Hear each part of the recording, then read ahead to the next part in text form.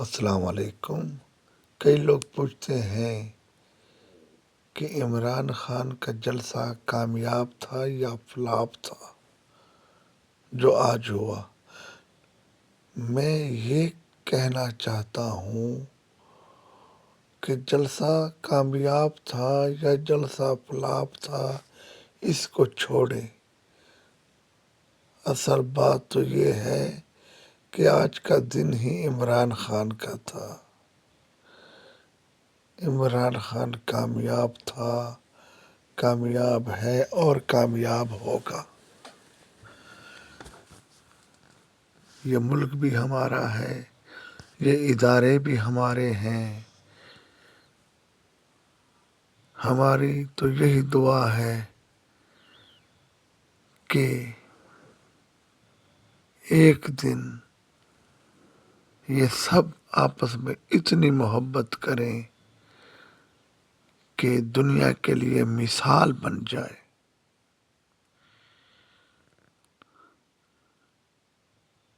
اسی لیے باشعور لوگ یہی کہتے ہیں کہ پاکستان کے برے دن اس دن ختم ہوں گے جس دن عمران خان کے بارے میں سمجھ لیا جائے گا کہ عمران خان جیسا عظیم لیڈر پاکستان میں قسمت سے پیدا ہوا۔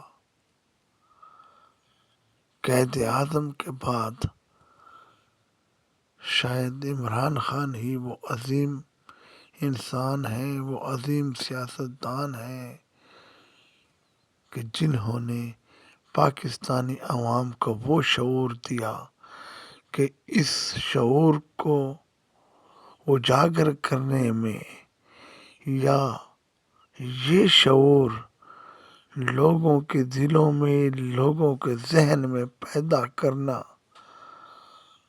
اتنا مشکل تھا کہ اگر اربوں ڈالر کی یونیورسٹیاں بنائی جاتی اور ان یونیورسٹیوں میں لوگوں کو یہ شعور دیا جاتا پاکستانی عوام کو کہ اپنے ذہن آزاد کریں غلامی سے، تو یقیناً کامیاب نہ ہوتے۔ چاہیے تو تھا کہ عمران خان کی ان خدمات کا صلہ یوں ملتا کہ دنیا اش اش کر جاتی، لیکن افسوس کہ پاکستان کے نصیب میں برا وقت ہے، برے دن ہیں۔ پاکستان کی ترقی، پاکستان کی خارجہ آزاد پالیسی دشمن کے کہاں بھاتی ہے۔ دشمن ہمارا طاقتور ہے اس لیے کہ ہم شاید مخلص نہیں۔ اگر ہم کو یہ پہچان بھی نہ رہے کہ مخلص کون ہے، ظالم کون ہے، اچھا کون ہے، برا کون ہے، تو ظاہر ہے کہ دشمن نے تو طاقتور ہی ہونا ہے۔ کئی لوگ مجھے جب کہتے ہیں کہ یہودی بہت ذہین ہے، یہودی بہت طاقتور ہے، کئی لوگ مثالیں دیتے ہیں کہ سائنس کی ترقی میں جو کردار یہودیوں نے ادا کیا وہ شاید ہی کسی اور قوم کے حصے میں آیا ہو۔ نوبل انعام کی مثال ہی لے لیجئے کہ جتنے بھی نوبل انعام ملے ہیں اس میں تقریباً 80% تو یہودیوں کے پاس ہے نوبل پرائز۔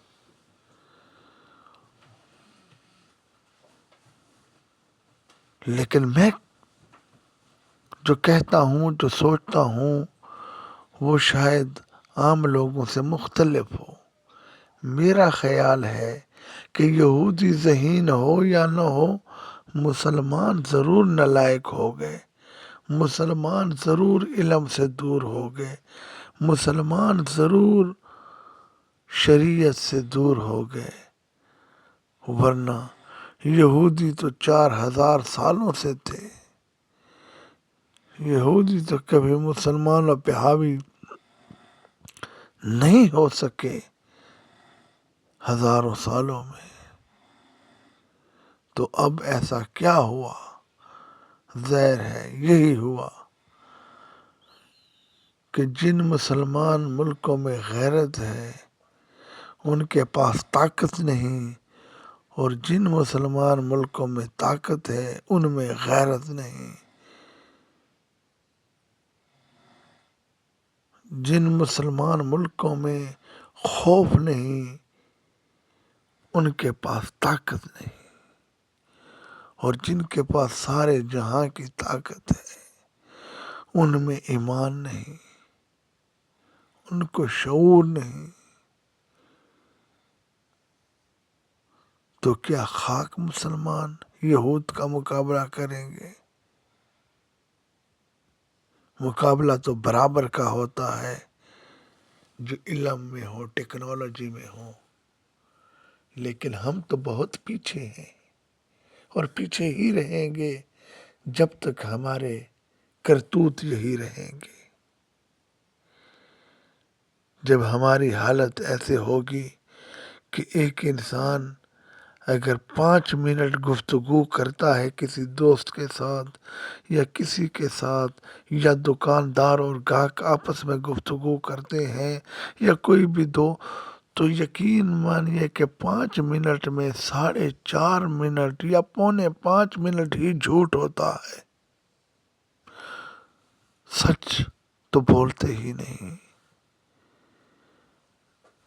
جب کوئی سچ بولتا ہے تو سننے والا ناراض ہوتا ہے کہ اس کو ایسے نہیں کہنا چاہیے تھا، وہ یہ نہیں سوچتا کہ یہ تو سچ کہہ رہا ہے، اس کو تو شاباش دینی چاہیے، نہ اس نے کوئی خوشامد کی نہ چپلوسی کی۔